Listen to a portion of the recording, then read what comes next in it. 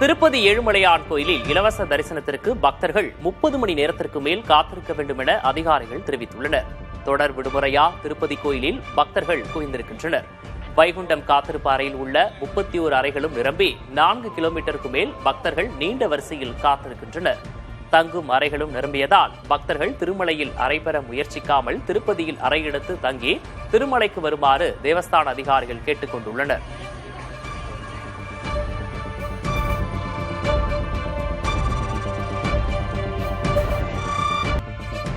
அவதூறு கருத்துக்களை தெரிவித்ததற்காக மன்னிப்பு கேட்க வேண்டும் என அமைச்சர்கள் ஆதவ் அர்ஜுனா, நிர்மல்குமார் ஆகியோருக்கு சபரீசன் சார்பில் வக்கீல் நோட்டீஸ் அனுப்பப்பட்டுள்ளது.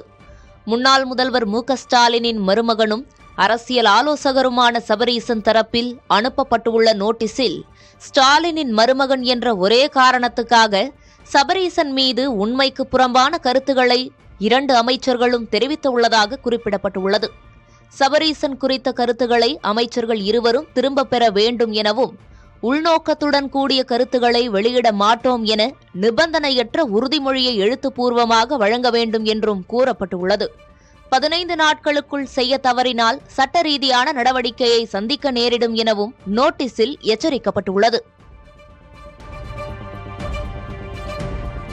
கடந்த காலங்களில் நேர்மையான அதிகாரிகளுக்கு சில தடைகள் இருந்ததாக மதுரை எம்பி சு வெங்கடேசன் தெரிவித்துள்ளார். மதுரை மாவட்ட ஆட்சியர் அலுவலகத்தில் அனைத்து துறை சார்ந்த வளர்ச்சி திட்ட பணிகள் குறித்த ஆய்வுக் கூட்டம் நடைபெற்றது. இதில் அமைச்சர் நிர்மல்குமார், மக்களவை உறுப்பினர் சு வெங்கடேசன் உள்ளிட்டோர் கலந்து கொண்டனர். கூட்டத்தில் உரையாற்றிய வெங்கடேசன், கடந்த காலங்களில் நேர்மையான அதிகாரிகளின் கைகள் கட்டப்பட்டிருந்ததாகவும் தற்போது அந்த சூழல் இல்லை எனவும் கூறினார். நேர்மையான அதிகாரிகள் திறம்பட செயல்பட்டு அரசு நலத்திட்டங்களை மக்களுக்கு கொண்டு செல்ல வேண்டும் எனவும் வெங்கடேசன் வலியுறுத்தினார். தமிழ்நாட்டில் ஒரு வாரத்துக்கு மழை பெய்ய வாய்ப்பிருப்பதாக வானிலை ஆய்வு மையம் அறிவித்துள்ளது. கோவை மாவட்டத்தின் மலைப்பகுதிகள், நீலகிரி, திண்டுக்கல் மற்றும் தேனி மாவட்டங்களில் ஓரிரு இடங்களில் இன்று கனமழைக்கு வாய்ப்பிருப்பதாக தெரிவிக்கப்பட்டுள்ளது. ஒரு சில இடங்களில் மணிக்கு 40 முதல் 50 கிலோமீட்டர் வேகத்தில் பலத்த காற்று வீசக்கூடும் என்றும் கணிக்கப்பட்டுள்ளது. தமிழ்நாட்டில் நாளை 4 மாவட்டங்களில் கனமழைக்கு வாய்ப்புள்ளதாக தெரிவிக்கப்பட்டுள்ளது. கோவை மாவட்டத்தின் மலைப்பகுதிகள், நீலகிரி, திண்டுக்கல், தேனி ஆகிய மாவட்டங்களில் கனமழை பெய்யும் என தெரிவிக்கப்பட்டுள்ளது. ஓரிரு இடங்களில் மணிக்கு 40 முதல் 50 கிலோமீட்டர் வேகத்தில் பலத்த காற்று வீசும் என்றும் வானிலை ஆய்வு மையம் எச்சரித்துள்ளது.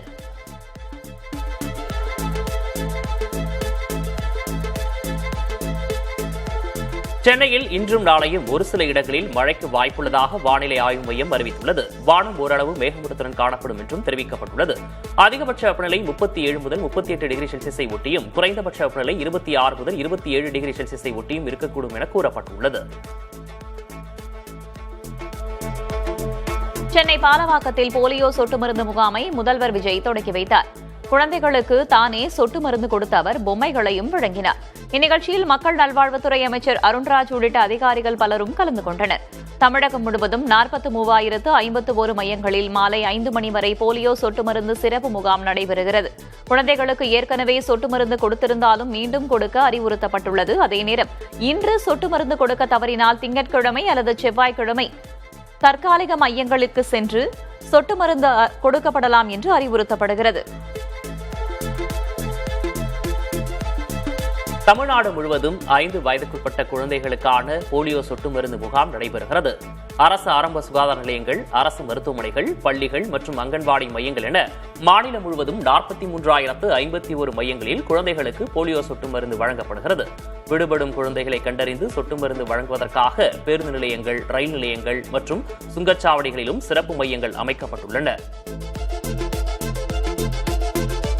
திரைக்கதை மன்னர் கே பாக்யராஜின் உடல் பெசன்ட் நகர் மின் மயானத்தில் தகனம் செய்யப்பட்டது.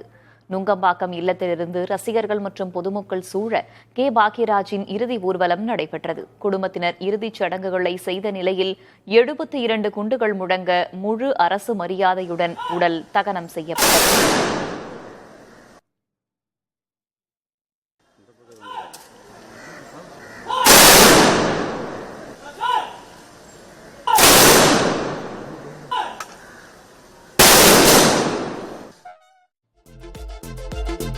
நம்மை கிண்டல் செய்வதாக நினைத்துக் கொண்டு முதல்வர் விஜய் தன்னைத்தானே எக்ஸ்போஸ் செய்து கொண்டிருப்பதாக எதிர்க்கட்சித் தலைவர் உதயநிதி ஸ்டாலின் விமர்சித்துள்ளார்.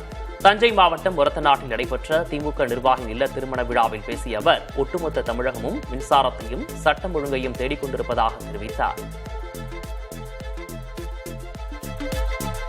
தாவேக அரசின் அடக்குமுறைகளை எதிர்கொள்ள நிறைய வழக்கறிஞர்கள் தேவை என்று எதிர்க்கட்சித் தலைவர் உதயநிதி ஸ்டாலின் தெரிவித்துள்ளார். தஞ்சை மாவட்டம் ஒரத்தநாட்டில் நடைபெற்ற திருமண நிகழ்ச்சியில் பேசிய அவர் தாவேக அரசின் போலி பிம்பம் ஒரே மாதத்தில் நொறுங்கிவிட்டதாகவும் அரசின் தவறுகளை இளைஞர்கள் தட்டி கேட்க ஆரம்பித்து விட்டதாகவும் உரையாற்றினார். தேர்தலுக்கு பிறகு திமுக கூட்டணியை பாதுகாக்கும் வலிமை எனக்கு கிடையாது என விசிக தலைவர் திருமாவளவன் தெரிவித்துள்ளார். திருச்சி விமான நிலையத்தில் செய்தியாளர்களை சந்தித்த அவர் தேர்தலுக்கு முன்பே திமுக கூட்டணியை உடைக்க பலரும் முயற்சி செய்தனர் என்றார். தமிழ்நாடு அரசின் டெல்லி சிறப்பு பிரதிநிதியை நியமிப்பது முதல்வரின் தனிப்பட்ட அதிகாரம் என்று விசிக தலைவர் திருமாவளவன் தெரிவித்துள்ளார். திருச்சி விமான நிலையத்தில் செய்தியாளர்களிடம் பேசிய அவர் அந்த பொறுப்பில் யாரை நியமித்தாலும் அது அரசின் முடிவை பாதிக்காது என்றார். தமிழக அரசின் டெல்லி சிறப்பு பிரதிநிதி விவகாரத்தில் சரியா தவறா என விவாதிப்பதில் எனக்கு உடன்பாடு இல்லை என காங்கிரஸ் அமைச்சர் ராஜேஷ்குமார் தெரிவித்துள்ளார். கன்னியாகுமரி மாவட்டம் ஆசாரிப்பள்ளம் அரசு மருத்துவமனை மருத்துவக் கல்லூரியில் போலியோ சொட்டு மருந்து முகாமை தொடங்கி வைத்த பின் செய்தியாளர்களை சந்தித்த அவர் டெல்லி சிறப்பு பிரதிநிதி நியமனத்தை நான் ஆதரிப்பதாக எடுத்துக்கொள்ள வேண்டாம் எனவும் குறிப்பிட்டார். தமிழ்நாடு அரசின் டெல்லி சிறப்பு பிரதிநிதி நியமனத்தை முதல்வர் விஜய் மறுபரிசீலனை செய்ய வேண்டும் என்று இந்திய கம்யூனிஸ்ட் கட்சி வேண்டுகோள் விடுத்துள்ளது. இதுகுறித்து அக்கட்சியின் தலைமை வெளியிட்டிருக்கும் அறிக்கையில் டெல்லி சிறப்பு பிரதிநிதியாக கர்நாடக அரசியலில் செல்வாக்குடையவரும் பெங்களூருவைச் சேர்ந்தவருமான தொழிலதிபர் வெங்கட் கே நாராயணா நியமனம் செய்யப்பட்டிருப்பது கடுமையான விமர்சனத்திற்கு ஆளாகியுள்ளதாக குறிப்பிட்டுள்ளது. மேலும் தமிழ்நாடு குறித்த புரிதல் இல்லாத ஒருவர் தமிழ்நாடு அரசின் டெல்லி சிறப்பு பிரதிநிதி என்பதை மக்கள் ஏற்க மாட்டார்கள் என்றும் சுட்டிக்காட்டியுள்ளது. திமுக எம்எல்ஏக்கள் பலர் ராஜினாமா செய்தாலும் ஆச்சரியப்படுவதற்கில்லை என அமைச்சர் நிர்மல்குமார் தெரிவித்துள்ளார். மதுரை மாவட்டம் வேலூரில் செய்தியாளர்களிடம் பேசிய அவர் இப்போது வரை திமுகவும் அதிமுகவும் இணைந்து குறுக்கு வழியில் ஆட்சி அமைக்க முயற்சித்து வருவதாக குற்றம் சாட்டினார். போதைப் பொருளை பயன்படுத்தியதாக புகாரில் சிக்கியுள்ள அமைச்சர் சரத்குமார் பொய்யான விளக்கத்தை அளிப்பதாக முன்னாள் அமைச்சர் கீதா ஜீவன் குற்றம் சாட்டியுள்ளார். மருத்துவ சோதனையின் மூலம் அவர் போதைப் பொருள் எடுக்கவில்லை என்று நிரூபிக்கலாம் என கூறியுள்ள அவர் அமைச்சர் சரத்குமார் மீது நடவடிக்கை எடுக்கவும் கோரியுள்ளார். பிரதமர் நரேந்திர மோடிக்கு செஷல்ஸ் நாட்டின் உயரிய கார்டியன் ஆஃப் த ப்ளூ ஹாரைசான் விருது வழங்கப்பட்டுள்ளது. இது வெளிநாடுகள் அவருக்கு வழங்கிய 34வது சர்வதேச விருதாகும். காலநிலை மாற்றத்துக்கு எதிராக போராடும் நாடுகளுக்கு இந்த விருதை மோடி அர்ப்பணித்தார். மேலும் செஷல்ஸ் நாட்டின் 50வது தேசிய தின விழாவில் சிறப்பு விருந்தினராக பங்கேற்ற பிரதமர் மோடி அந்நாட்டு கடலோர காவல் படைக்கு மேக் இன் இந்தியா ரோந்து கப்பலையும் பரிசாக வழங்கினார். தங்கம் வாங்குவதை சிறிது காலம் தள்ளி போடுவது, எரிபொருள் சிக்கனம் ஆகிய வேண்டுகோள்களை ஏற்று அவற்றை கடைபிடித்ததற்காக நாட்டு மக்களுக்கு பிரதமர் மோடி நன்றி தெரிவித்துள்ளார். மனதின் குரல் என்ற பெயரிலான மாதாந்திர வானொலி உரையில் பேசிய பிரதமர் மோடி தங்கம் வாங்குவதை தள்ளி போட்டது, எரிபொருள் சிக்கனம் மேற்கொள்வது குறித்து பலரும் தன்னிடம் தகவல்களை பகிர்ந்து கொண்டதாகவும் பேசினார். மேற்காசிய போரால் ஏற்பட்ட அந்நிய செலாவணி நெருக்கடியை கருத்தில் கொண்டு பிரதமர் சில வேண்டுகோள்களை மக்களுக்கு வைத்திருந்தது குறிப்பிடத்தக்கது. இந்திய இளைஞர்கள் எதிர்கொள்ளும் அடக்குமுறைகளை அம்பலப்படுத்த வேண்டும் என காங்கிரஸ் நிர்வாகிகளுக்கு அக்கட்சியின் மூத்த தலைவர் ராகுல் காந்தி கடிதம் எழுதியுள்ளார். காங்கிரசின் மாணவர் அணியான இந்திய தேசிய மாணவர் சங்கத்தின் சார்பில் மாணவர்களின் குரல் என்ற போராட்ட இயக்கம் தொடங்கப்பட்டுள்ளது. இவ்வியக்கத்தை வலுப்படுத்துவதற்கு கோரி கட்சியின் பொதுச் செயலாளர்கள், மாநில தலைவர்கள் உள்ளிட்டோருக்கு ராகுல் காந்தி கடிதம் எழுதியுள்ளார். அதில் தொடர் வினாத்தாள் கசிவுகள், அரசு பணியிடங்கள் காலியாக இருப்பது, அதிகரிக்கும் வேலையில்லா திண்டாட்டம் உள்ளிட்டவற்றால் இளம் தலைமுறையினர் மன உளைச்சலுக்கு ஆளாகியுள்ளதாக தெரிவித்துள்ளார். இந்த அடக்குமுறை மற்றும் சுரண்டல் தொடர்பான உண்மைகளை அம்பலப்படுத்த வேண்டும் எனவும் அவர் கேட்டுக் கொண்டுள்ளார். மத்திய அரசு கொண்டு வந்துள்ள புதிய கிராமப்புற வேலைவாய்ப்பு திட்டத்தால் மாநில அரசுகளுக்கு நிதி நெருக்கடி அதிகரிக்கும் என்று காங்கிரஸ் கட்சி விமர்சித்துள்ளது. காங்கிரஸ் பொதுச் செயலர் ஜெயராம் ரமேஷ், மத்திய பிரதேசம், பீகார், உத்தராகண்ட் போன்ற பாஜக ஆளும் மாநிலங்களே இத்திட்டத்தால் மாநில அரசுகளுக்கு நிதிச்சுமை அதிகரிக்கும் என கவலை தெரிவித்துள்ளதாகவும் பதிவிட்டுள்ளார். புதிய திட்டத்தில் அதிகாரங்கள் மத்திய அரசிடம் குவிந்துள்ளதாகவும் தொழிலாளர்களுக்கு பாதிப்பு ஏற்படும் என்றும் கூறினார். விவசாய பணிகள் தீவிரமாக உள்ள காலகட்டங்களில் இந்த திட்டத்தை முடக்கி வைப்பதற்கு 4 மாநில அரசுகள் எதிர்ப்பு தெரிவித்துள்ளதாகவும் ஜெயராம் ரமேஷ் சுட்டிக்காட்டினார். மகாத்மா காந்தி கிராமப்புற வேலைவாய்ப்பு திட்டத்திற்கு பதிலாக விபிஜி ராம்ஜி என்ற பெயரில் உருவாக்கப்பட்டுள்ள புதிய கிராமப்புற வேலைவாய்ப்பு திட்டம் ஜூலை 1ஆம் தேதி முதல் அமலுக்கு வர உள்ளது. அயோத்தி ராமர் கோவில் நன்கொடை முறைகேடு விவகாரத்தில் மத்திய அரசை திரிணாமுல் காங்கிரஸ் எம்பி மஹுவா மொய்த்ரா சாடியுள்ளார். முறையான ரசீதுகளின்றி சுமார் 3500 கோடி ரூபாய் ரொக்கம் வசூலிக்கப்பட்டுள்ளதாகவும் பக்தர்கள் காணிக்கையாக வழங்கிய 70 கிலோ வெள்ளி மற்றும் 1250 கிலோ தங்கம் எங்கே போனது என்றும் அவர் கேள்வி எழுப்பியுள்ளார்.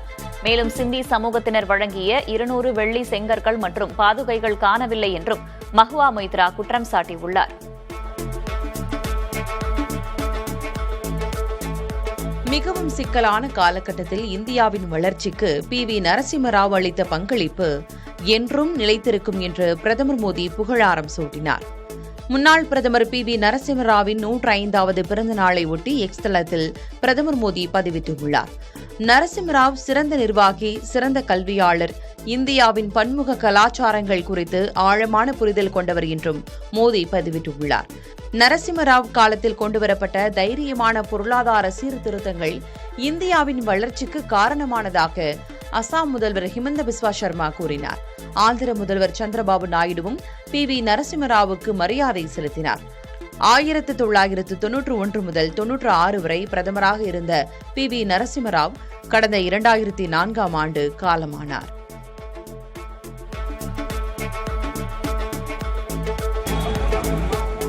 விழுப்புரம் அதிமுக செயல் வீரர்கள் கூட்டத்தை புறக்கணித்து CV சண்முகம் ஆதரவாளர்கள் முழக்கம் எழுப்பியதால் பரபரப்பு ஏற்பட்டது. விழுப்புரம் மாவட்டம் கூட்டேரிப்பட்டு பகுதியில் மாவட்ட செயலாளர்கள் பசுபதி தலைமையில் அதிமுக செயல் வீரர்கள் கூட்டம் நடைபெற உள்ளது.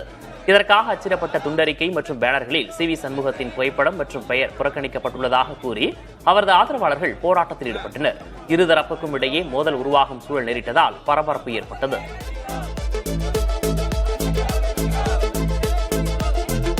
தமிழகத்தைப் போலவே புதுச்சேரியிலும் போலியோ சொட்டு மருந்து முகாம் நடைபெறுகிறது. அரசு ஆரம்ப சுகாதார நிலையத்தில் முதல்வர் ரங்கசாமி குழந்தைகளுக்கு போலியோ சொட்டு மருந்து போட்டு முகாமை தொடக்கி வைத்தார்.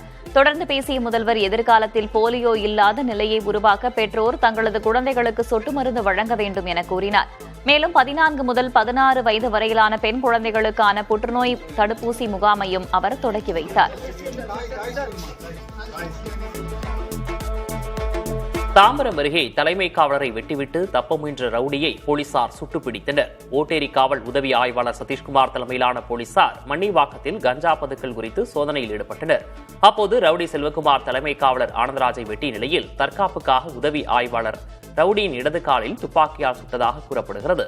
காயமடைந்த ரவுடி மற்றும் காவலருக்கு மருத்துவமனையில் சிகிச்சை அளிக்கப்பட்டு வருகிறது. நீலகிரி மாவட்டம் கோத்தகிரி, கட்டப்பெட்டு, ஒரே சோலை உள்ளிட்ட பகுதிகளில் திடீரென்று பலத்த மழை பெய்தது. கோத்தகிரி பகுதியில் கடந்த சில நாட்களாக வெயிலின் தாக்கம் காணப்பட்ட நிலையில் திடீரென்று பெய்த மழையால் வெப்பம் தணிந்து குளிர்ச்சியான காலநிலை நிலவியது.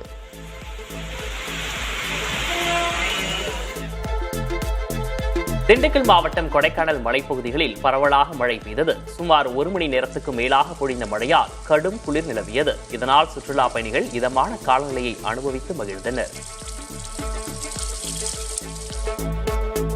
நெல்லையப்பர் காந்திமதி அம்பாள் கோவிலில் ஆனி பெருந்திருவிழாவையொட்டி தேரோட்டம் வெகு விமரிசையாக நடைபெற்றது. தேரோட்டத்தை அமைச்சர்கள் ரமேஷ், மதன் ராஜா ஆகியோர் வடம் பிடித்து தொடக்கி வைத்தனர். பல்லாயிரக்கணக்கான பக்தர்கள் நமசிவாய முழக்கத்துடன் 4 ரத வீதிகளிலும் சுவாமி மற்றும் அம்பாள் தேர்களை இழுத்து தரிசனம் செய்தனர். இந்த விழாவை முன்னிட்டு அசம்பாவிதங்களை தவிர்க்க 1500 காவலர்கள் பாதுகாப்பு பணியில் ஈடுபட்டனர்.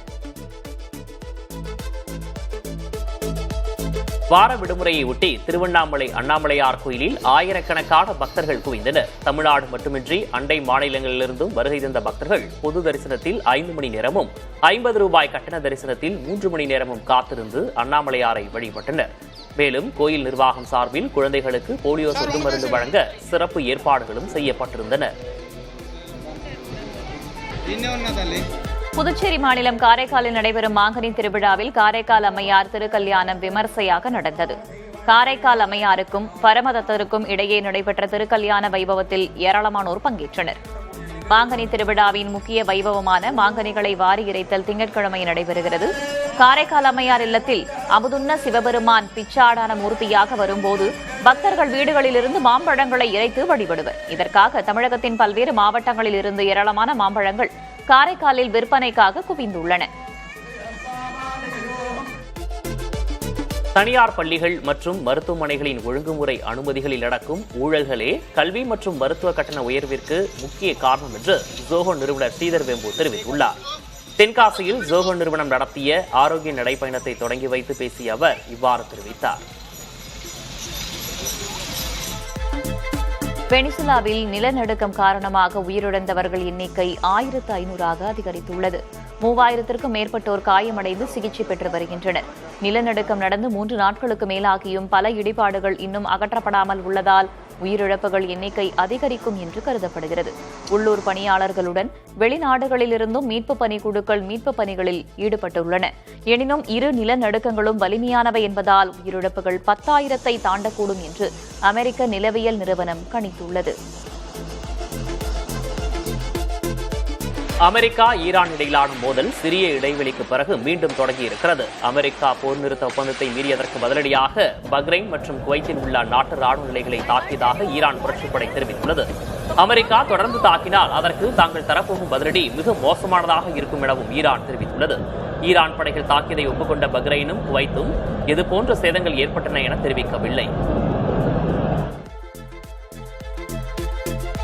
ஈரான் மீது மீண்டும் தாக்குதல் நடத்தியுள்ளதாக அமெரிக்க ராணுவம் தெரிவித்துள்ளது.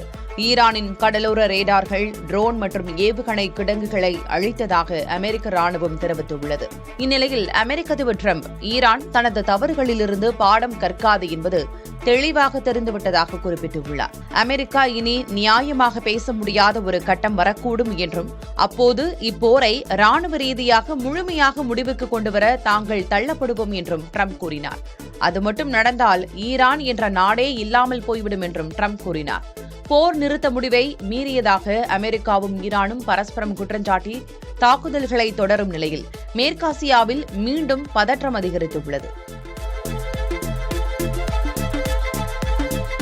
அமெரிக்காவின் 250வது சுதந்திர தினத்தை முன்னிட்டு வெள்ளை மாளிகை நடத்தும் ஃப்ரீடம் 250 நிகழ்வுகளுக்கு எதிர்ப்பு தெரிவித்து வாஷிங்டனில் நெக்ஸ்ட் 250 என்ற மாபெரும் முற்போக்கு போராட்டம் நடைபெற்றது. வெள்ளை மாளிகை நடத்தும் கண்காட்சியில் அடிமைத்தனம் மற்றும் பூர்வக்குடி மக்கள் மீதான ஒடுக்குமுறைகள் போன்ற வரலாற்று உண்மைகள் மறைக்கப்படுவதாக சமூக ஆர்வலர்கள் குற்றஞ்சாட்டினர். மேலும் அமெரிக்கா 250 ட்ரம்ப் 250 என்றும் போராட்டக்காரர்கள் கேள்வி எழுப்பினர். அமெரிக்காவின் உண்மையான வரலாறு பெண்கள் மற்றும் ஒடுக்கப்பட்ட மக்களின் பார்வையில் சொல்லப்பட வேண்டும் என்று போராட்டக்காரர்கள் வலியுறுத்தினர். வங்கதேச பிரதமர் தாரிக் ரஹ்மானின் சீன பயணத்தை தொடர்ந்து இரு நாடுகளுக்கு இடையேயான உறவு உச்சக்கட்ட நிலையை எட்டியுள்ளதாக அந்நாட்டு வெளியுறவுத்துறை அமைச்சர் கலிலுர் ரஹ்மான் தெரிவித்திருக்கிறார். இப்பயணத்தின் போது பாதுகாப்பு மற்றும் ராஜதந்திர உறவுகளை மேம்படுத்தும் பேச்சுவார்த்தை முறை மற்றும் 8 புரிந்துணர்வு ஒப்பந்தங்கள் கையெழுத்தாகின. மேலும் இந்தியாவின் சிலிகுரி காரிடார் அருகே அமைந்துள்ள தீஸ்தா நதி மேலாண்மை திட்டத்துக்கு சீனா நிதி உதவி வழங்க ஒப்புக்கொண்டுள்ளது. இது புதுடில்லி டாக்கா இடையேயான உறவில் தாக்கத்தை ஏற்படுத்தலாம் என எதிர்பார்க்கப்படுகிறது. ஐரோப்பா முழுவதும் வரலாறு காணாத கடும் வெப்ப அலை வீசி வருகிறது. சுவிட்சர்லாந்து, ஜெர்மனி, டென்மார்க், பிரான்ஸ் மற்றும் செக் குடியரசு ஆகிய நாடுகளில் வெப்பநிலை 40 டிகிரி செல்சியஸை தாண்டியுள்ளது.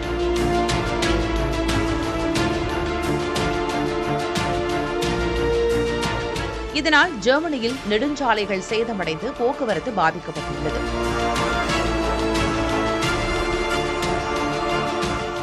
பிரான்ஸ் தலைநகர் பாரிஸில் அவசர நிலை பிரகடனப்படுத்தப்பட்டு மருத்துவமனைகள் உஷார்படுத்தப்பட்டுள்ளன. பிரிட்டனில் வெப்பம் காரணமாக 4 உயிரிழந்தனர். காலநிலை மாற்றமே இந்த அதீத விபத்துக்கு முக்கிய காரணம் என்று விஞ்ஞானிகள் எச்சரித்துள்ளனர்.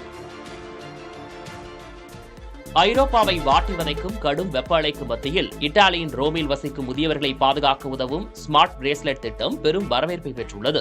ஐரோப்பிய ஒன்றிய நிதியுதவியுடன் 40 கோடி யூரோ மதிப்பில் அறிமுகப்படுத்தப்பட்டுள்ள இத்திட்டம் தற்போது 700 முதியவர்களை கண்காணித்து வருகிறது.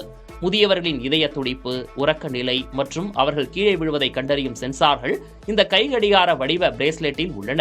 அவசர காலங்களில் முதியவர்களின் உயிரை காக்கும் கேடயமாக இது விளங்குவதாக சமூக ஆர்வலர்கள் தெரிவிக்கின்றனர். பாகிஸ்தானின் கராச்சியில் உள்ள துணை ராணுவ படையின் தலைமையகத்தில் பயங்கரவாதிகள் நடத்திய தாக்குதலில் 4 வீரர்கள் உயிரிழந்தனர்.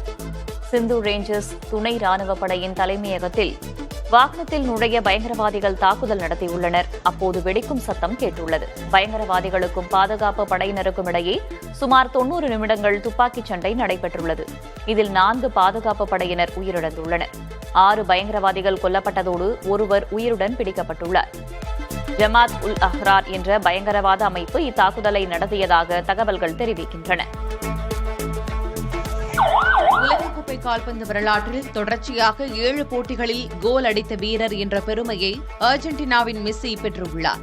ஜோர்டானுக்கு எதிரான போட்டியில் அடித்த கோல் மூலம் மெஸ்ஸி இச்சாதனையை படைத்தார். போட்டியில் 3-1 என்ற கோல் கணக்கில் அர்ஜென்டினா வெற்றி பெற்றிருந்தது.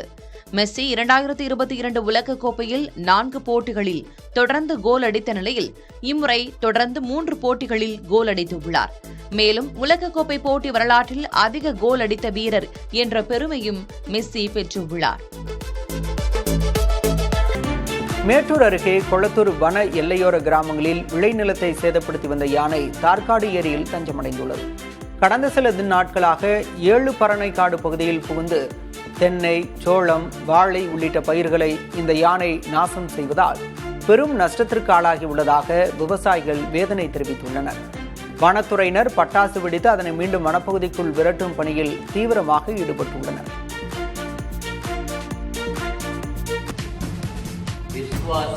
இந்தியராக வரைய வேண்டும் என்பதற்காக 94 வயது மூதாட்டி ஒருவர் தனது அமெரிக்க குடியுரிமையை தியாகம் செய்துள்ளார். ஆந்திராவின் சிதகும்புலா கிராமத்தைச் சேர்ந்த மகாலட்சுமி அம்மா 2000 ஆண்டிலிருந்து அமெரிக்க குடிமகளாக இருந்து வந்துள்ளார். இந்தியராக இறக்கவும் தனது கிராமத்திலேயே உடல் தகனம் செய்யப்பட வேண்டும் எனவும் விரும்பிய அவர் அமெரிக்க குடியுரிமையை துறந்து இந்திய குடியுரிமை கோரி விண்ணப்பித்துள்ளார். இதற்காக அவர் மாவட்ட ஆட்சியர் அலுவலகத்தில் இந்திய அரசமைப்பின் மீது உண்மையான நம்பிக்கையும் விசுவாசமும் கொண்டிருப்பேன் என உறுதிமொழியும் ஏற்றுள்ளார்.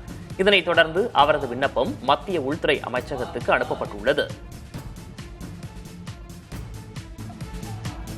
தேர்வு முறைகேடு விவகாரத்தில் மத்திய கல்வி அமைச்சர் தர்மேந்திர பிரதான் பதவி விலக கோரி கரப்பான்பூச்சி கட்சி ஜனதா கட்சியின் போராட்டத்திற்கு ஆதரவாக டெல்லி ஜந்தர் மந்தரில் பிரபல சமூக ஆர்வலர் சோனம் வாங்சு காலவரையற்ற உண்ணாவிரத போராட்டத்தை தொடங்கியிருக்கிறார். மாணவர்கள், இளைஞர்கள் மற்றும் விவசாய சங்கங்களின் தலைவர்கள் போராட்டத்தில் ஈடுபட்டுள்ளனர். போராட்டத்தை தடுக்க விவசாய சங்கங்களின் தலைவர்கள் வீட்டுக்காவலில் வைக்கப்பட்டுள்ளதற்கு சிஜேபி நிறுவனர் அபிஜித் திப்கே குற்றம் சாட்டியுள்ளார். முன்னதாக டெல்லி ராஜ்காட்டில் உள்ள காந்தியடிகள் நினைவிடத்தில் சோனம் வாங்சுக்கும் அபிஜித் திப்கேவும் மரியாதை செலுத்தினர்.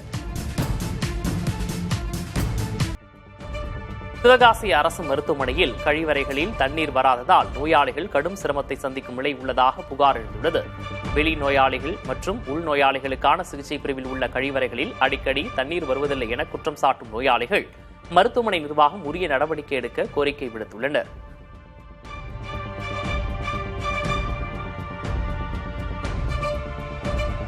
திருச்சி மாவட்டம் துறையூர் அருகே சிக்கத்தம்பூரில் உள்ள ஏரியில் மீன்பிடி திருவிழா நடைபெற்றது. சிக்கத்தம்பூர் சுற்றுவட்டார பகுதி கிராம மக்கள் மீன்பிடி திருவிழாவில் பங்கேற்று கெளுத்தி, விரால், கெண்டை உள்ளிட்ட நாட்டு மீன்களை பிடித்துச் சென்றனர்.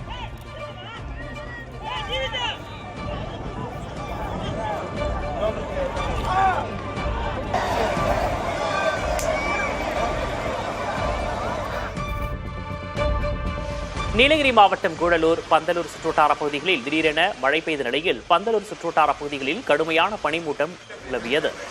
சாலைகளில் எதிரே வரும் வாகனங்கள் தெரியாத வகையில் அடர் பனிமூட்டமாக இருந்ததால் முகப்பு விளக்குகளை எரியவிட்டவாறே வாகனங்கள் சென்றன. மேலும் கடுமையான குளிரும் நிலவியது.